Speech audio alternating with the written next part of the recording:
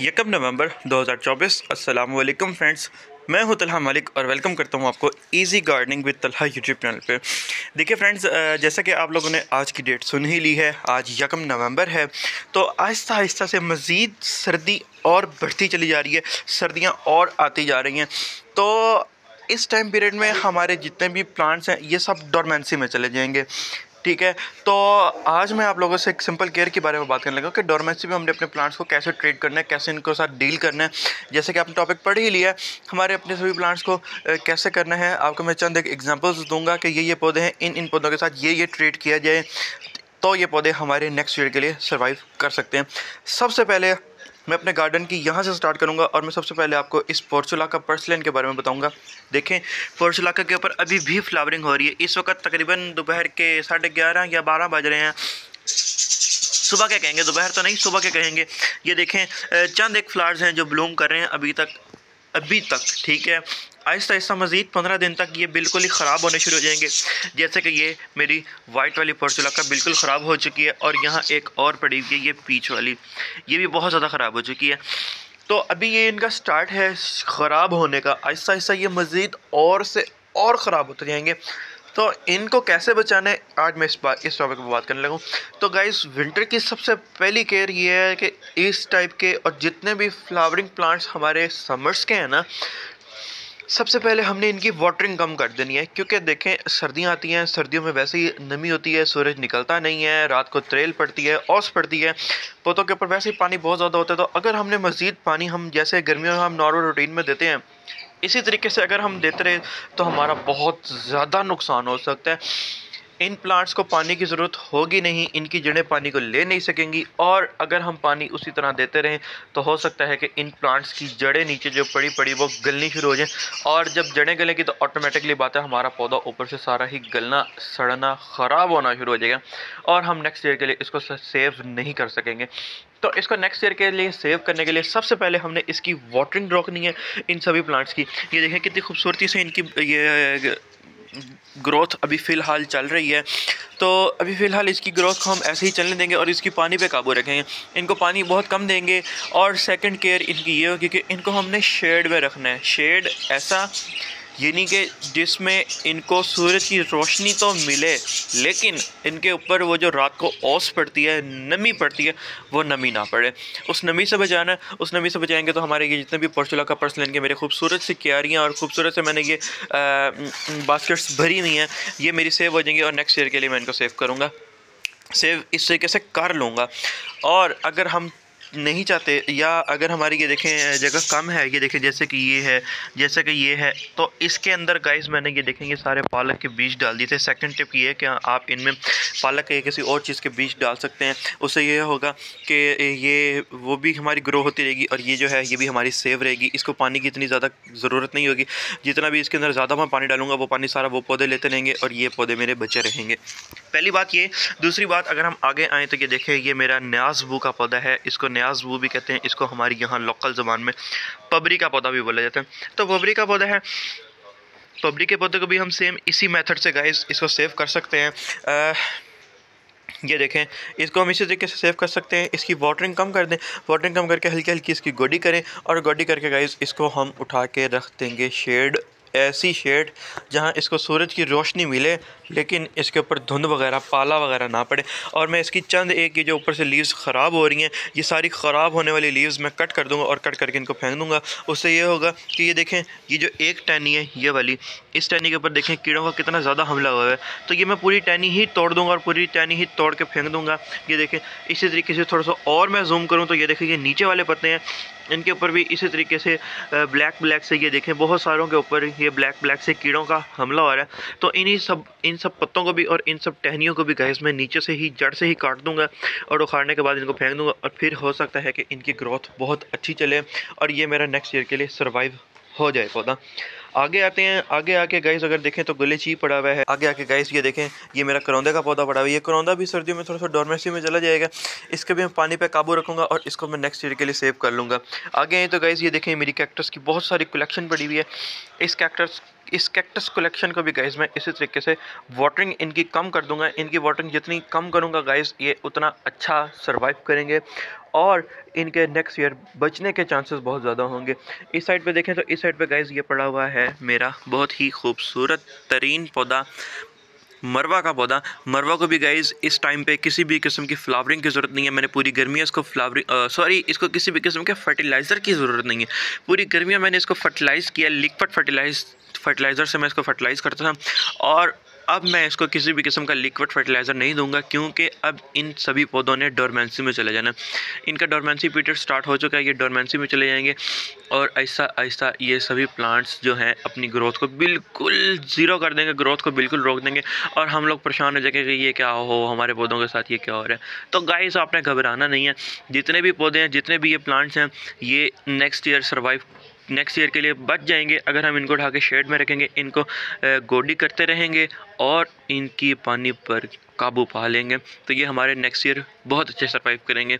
ऊपर देखें तो ये एक बहुत बड़ा हमारा लगा हुआ है हिबिस्कस का पौधा। इस हिबिस्कस के पौधे को भी गाइस अभी वाटरिंग बिल्कुल भी नहीं करनी, इसकी वाटरिंग मैं रोक दूंगा और इसको नेक्स्ट गर्मियों के लिए मैं इसको सेव करूंगा। ये पौधा भी हमारा पूरे विंटर्स में डोरमेंट तो हो जाता है, अभी आहिस्ता आहिस्ता अभी पतझड़ भी शुरू हो गया, ये आहिस्ता आहिस्ता अपने पत्ते पीले करके पत्ते गिराने शुरू कर देगा। तो आपने बिल्कुल भी घबराना नहीं है, ये नहीं देखना कि ओहो हमारे पौधों के साथ ये क्या और हमारे पौधे सड़ने मरने शुरू हो गए हैं, ऐसा कुछ भी नहीं है। कभी भी आपने जब पत्ते झड़ेंगे तो पत्ते झड़ने के बाद आपने पौधों को निकाल के फेंकना नहीं है, उनको सेव कर लेना है, उनको साइड पे कर लेना है, इनकी वाटरिंग कम कर देनी है, इनको बिल्कुल भी थोड़ा सा भी फर्टिलाइज़र नहीं देना। अगर हमने थोड़ा सा भी फर्टिलाइज़र दिया तो इनकी जड़ें रेस्ट में चली गई हैं यार। इनकी जड़ों को अगर हमने फर्टिलाइज़ किया इस टाइम पीरियड में तो हो सकता है कि जड़ें नई नई तो आ नहीं रही होंगी, तो जो पुरानी जड़ें होंगी ना, उन पुरानी जड़ों को जब हम पानी देंगे तो हो सकता है कि वो पुरानी जड़ें हमारी ख़राब हो जाएँ। पानी की जब उसको फर्टिलाइज़र देंगे तो फर्टिलाइज़र की तपिश की वजह से या फर्टिलाइज़र तो उस फर्टिलाइज़र लगने की वजह से हो सकता है हमारी जो रूट्स थी वो ख़राब हो जाएं। तो हमने इनको ख़राब नहीं करना, हमने इनको बचाना है। तो मेरा टॉपिक भी ये कि नेक्स्ट ईयर के लिए मैं आपको पौधों को कैसे बचाना है ये मैं बताऊँ, ये मैं आपको सिखाऊँ। सेम इसी तरीके से ये देखें, ये एक और न्याज़ का बहुत बड़ा पौधा लगा हुआ है, बहुत ही खूबसूरत छोटे से पॉट के अंदर। इसको भी मैं इसी तरीके से बचाऊँगा। एक ये पौधा यहाँ पे लगा है पीले फूलों वाला, मुझे आज तक इसका नाम नहीं किसी ने बताया। मैंने आप लोगों से रिक्वेस्ट की थी कि मुझे इस पौधे के नाम बताएं, मुझे खुद भी नहीं पता। मैंने नर्सरी में एक दो लोगों से पूछा भी है, मालियों से भी पूछा, लेकिन उनको भी नहीं पता।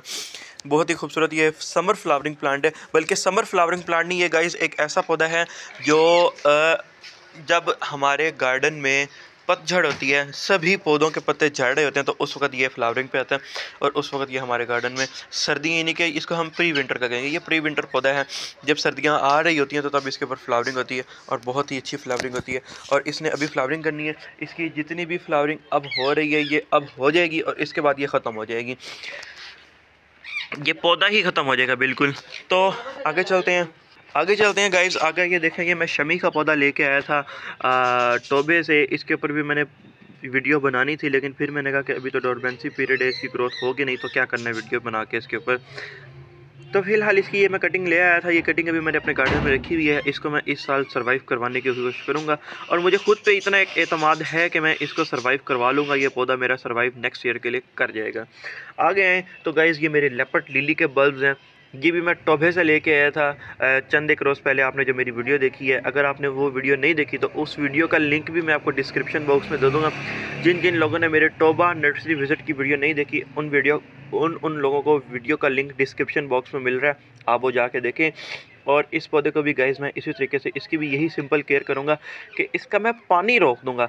अगर मैंने इसका पानी ना रोका तो गाइस ये देखें, इसके ये जो बहुत ही खूबसूरत से बल्ब्स हैं, ये ट्यूबर्स हैं, ये हो सकता है ये ख़राब हो जाएं। इसका पानी रोक दूंगा और पानी रोक के गाइस इसको फुल धूप में रख दूंगा और इसको भी पाले से, फ्रॉस्ट से, नमी जो पड़ती है, जो कोहरा पड़ता है, उस कोहरे से गाइस मैं इसको बचाऊंगा। अगर मैंने ना बचाया तो हो सकता है ओवर वाटरिंग या पानी की ज़्यादती की वजह से, अब वही ओवर वाटरिंग की वजह से ये मेरे बल्ब्स जो हैं डैमेज हो जाएं।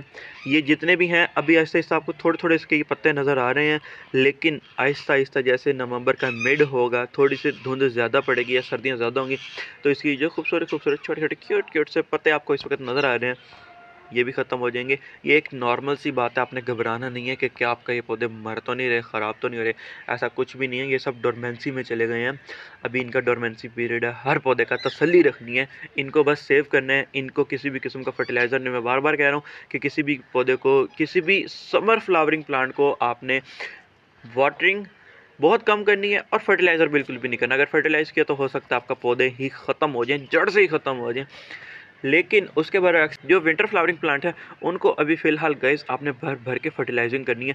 उनको आपने नेक्स्ट सीज़न के लिए, अब ये विंटर्स के लिए तैयार करना है। तो उन पे भी उस टॉपिक पे भी बात करेंगे। अभी फ़िलहाल मैं इनके बारे में बात कर रहा हूँ। ये देखें, ये पड़ा हुआ है पिडीलैंथस, इसको पिडीलैंथस भी कहते हैं, इसको डेविल्स बैकबोन भी कहते हैं। ये भी गाइस पौधा इसी तरीके से डोरमेंट हो जाएगा। पीछे से वो देखें खूबसूरत सा हमें मोतिया झांक रहा है। मोतिया भी गाइस इसी तरीके से है। मोतिया भी अभी फ़िलहाल डोरमेंट हो जाएगा, ये डोरमेंसी में चला जाएगा। इसके जितने भी ये पत्ते हैं ग्रीन ग्रीन आपको नज़र आ रहे हैं, ये लश ग्रीन पत्ते इसके गिर जाएंगे। यहाँ पे ये लंटाना का पौधा है गाइस मेरे पास, ये देखें, ये भी मैं टोबे से लेके आया था। ये लंटाना का पौधा भी गाइस इसी तरीके से अपने पत्तों को गिरा देगा और ये डोरमेंसी में चला जाएगा। आपको आधे से ज़्यादा पत्ते तो इसको हल्के गिरे हुए ही नज़र आ रहे हैं, लेकिन ये मज़ीद अपने पत्ते गिरा देगा और ये भी डोरमेंसी में चला जाएगा। आपने घबराना नहीं है। इन सभी पौधों का मैं बार बार कह रहा हूँ, फर्टिलाइजिंग बिल्कुल भी नहीं करनी। मैं आपको सिर्फ ये दिखाना चाह रहा हूँ कि ये पौधे मेरे गार्डन में हैं, जिन जिनका मैं ये केयर करूँगा, जिन जिनका मैं फर्टिलाइजिंग बंद कर दूँगा, और इनको मैं कोशिश करूँगा कि नमी से जो कोहरा पड़ता है उस कोहरे से मैं इनको बचा के रखूँ। आगे आ जाएँ। एक ये पौधा लगा हुआ है, ये पौधा तो बस ख़त्म होने वाला है, इसलिए अपनी जितनी भी फ्लावरिंग करनी थी वो इसने कर दी है। ये यहाँ पे लेमन ग्रास लगा हुआ है। लेमन ग्रास की आज मैं थोड़ी सी सफाई करूँगा, और जितने भी ये ड्राई पत्ते हैं ये सारे मैं कलेक्ट कर लूँगा, कलेक्ट करके रख लूँगा।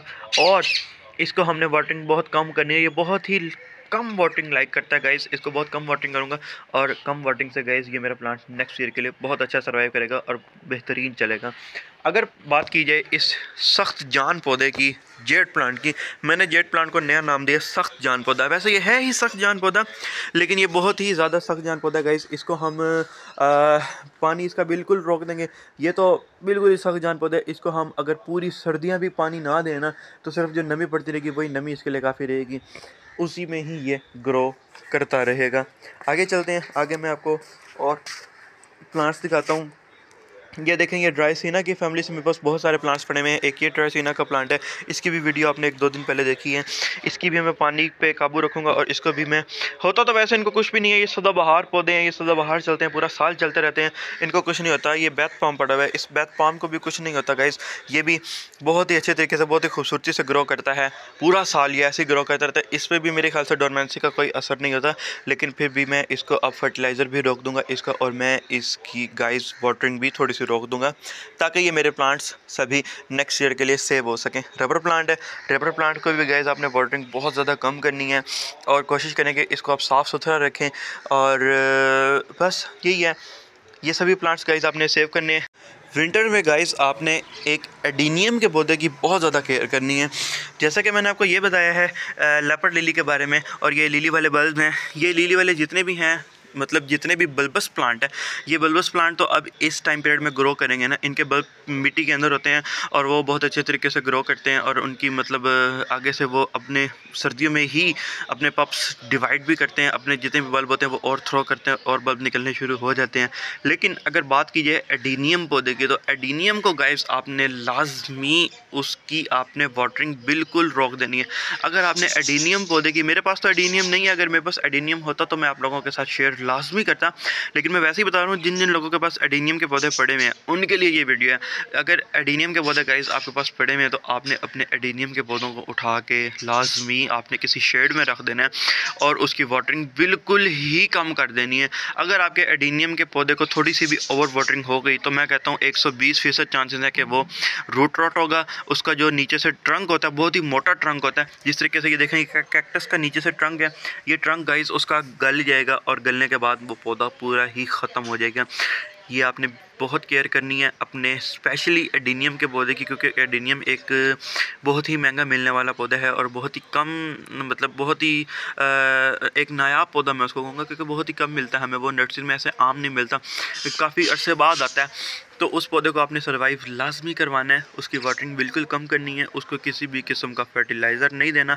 अगर आपने उसको फर्टिलाइज़र किया तो उसकी बहुत ही नाजुक नाजुक छोटी छोटी सी रूट्स होती हैं, वो रूट्स गाइस ख़राब होंगी, और उसका जो ट्रंक है वो भी ख़राब होगा, और हो सकता है हमारा पूरा पौधा ही मर जाए। तो ठीक है, आई होप गाइस मैंने जो थोड़ी बहुत ही मेरे माइंड में कॉन्सेप्ट था इन सभी इन सभी प्लांट्स का जो विंटर केयर थी वो मैंने आप लोगों को बता दी है। अगर आपको मेरी ये वीडियो अच्छी लगी हो तो गाइस मेरे इस वीडियो को लाइक, और अगर आपको इसी तरीके से गार्डनिंग के रिलेटेड मेरे चैनल पे और भी कंटेंट चाहिए तो आप मेरे चैनल को विज़िट कर सकते हैं और सब्सक्राइब। और प्लीज़ अपने सभी दोस्तों से, अपने रिश्तेदारों को बोलें कि ये पाकिस्तान में भाई बैठा हुआ है जंग में, एक गुमनाम सा है और इसको गार्डनिंग का थोड़ा बहुत शौक़ है। थोड़ी बहुत ही, ये देखें मेरे पास कलेक्शन भी है। अगर आप चाहते हैं कि मैं इसी तरीके से आपको डेली वीडियोस अपडेट करता रहा करूं तो गाइज़ आप मेरा चैनल विज़िट करें और प्लीज़ सब्सक्राइब करें, अपने दोस्तों को भी कहें सब्सक्राइब करें। अल्लाह हाफ़िज़।